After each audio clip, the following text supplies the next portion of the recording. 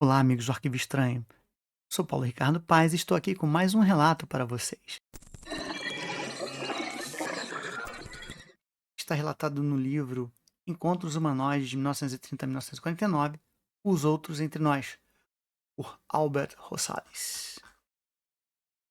Então vamos lá. Localização: Distrito de Pervomoyasky, Altai Krai, Rússia. Data: verão de 1931. Relatos de objetos em formato cilíndrico durante o período da União Soviética são bastante raros, mas mesmo assim ocorreram. Um desses casos foi contado a partir das palavras de sua avó, Sergei S., de Moscou. Isso aconteceu em meados do verão de 1931, na aldeia de Akulovo, perto de Ryazan. Um dia, o que hoje seria chamado de OVNI, atualmente UAP, apareceu acima da aldeia. Os dois objetos eram semelhantes, segundo minha avó, a toras, ou seja, tinham um formato cilíndrico. Eles estavam voando a uma altitude de 200 a 300 metros. Os próprios objetos atingiram um comprimento de 10 a 15 metros. Um deles era 2 metros mais curto que o outro e voava 5 a 7 metros mais alto que o outro. Eles não fizeram nenhum barulho. Os objetos eram vermelhos e, ao voarem, iluminavam toda a aldeia com a mesma luz, de modo que os moradores a princípio pensaram que havia um incêndio. Os objetos voaram por cerca de 2 minutos. Depois que desapareceram de vista, os moradores assustados disseram que haveria uma guerra. Em outros casos, as testemunhas oculares prestaram atenção a sons fortes e outros efeitos. Lici Paju, nascida em 1916, moradora da ilha aos 17 anos, viu um estranho objeto voador no céu. Relato registrado pelo pesquisador estoniano Yuri Lina. Naquela época, 1933 a 1934, Lici morava na aldeia de Aula, propriedade de Kikla. Uma noite, antes do pôr do sol, ela foi deixada sozinha no campo, após a colheita para empilhar pilhas de centeio. Mais 3 meninas trabalhavam no campo de propriedade da vizinha de Tid. O tempo estava excepcionalmente calmo e o céu estava claro. De repente, um vento forte soprou. A garota viu as copas das árvores curvadas nas proximidades da floresta.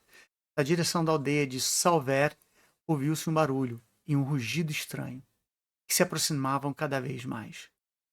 Um momento depois, um objeto vermelho, brilhante e flamejante apareceu à distância, acima da floresta de carvalhos, tampaus.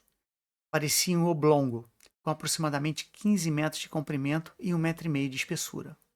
O UAP brilhou uniformemente, deixou para trás uma cauda vermelha brilhante, em torno da qual voavam faíscas de forma desigual, acompanhada por fortes explosões. Um estranho objeto moveu-se muito lentamente sobre os campos das propriedades de Laito e Kieri, passando por uma menina assustada a 100 metros de distância. Continuou seu voo sobre a campina de Veremaevsk. No início, a altitude de voo era de aproximadamente 20 metros, e sobre o campo e o corte do objeto às vezes descia bruscamente, até 7 a 8 metros do solo, e depois atingia uma altura anterior.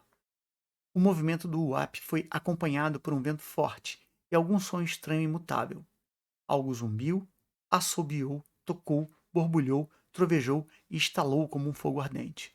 O som tornou-se especialmente forte durante a descida, mas não foi ensurdecedor. O crepitar das faíscas era ouvido constantemente. Quando o ápice se afastou, a calma anterior voltou, mas o som ainda era audível.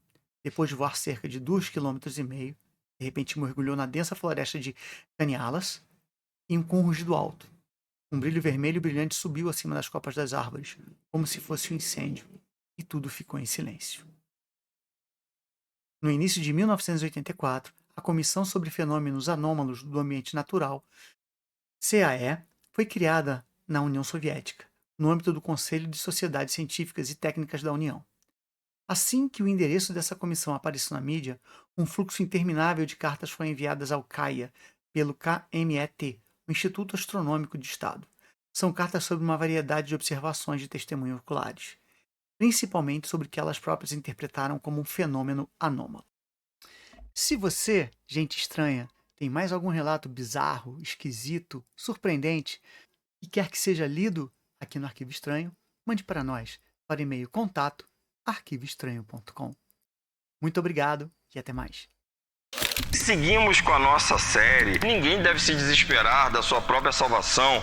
Vitor, eu não posso falar com ela. A história de Jorge, São Jorge. Sete Além é uma palavra que não é mencionada diretamente na Bíblia, mas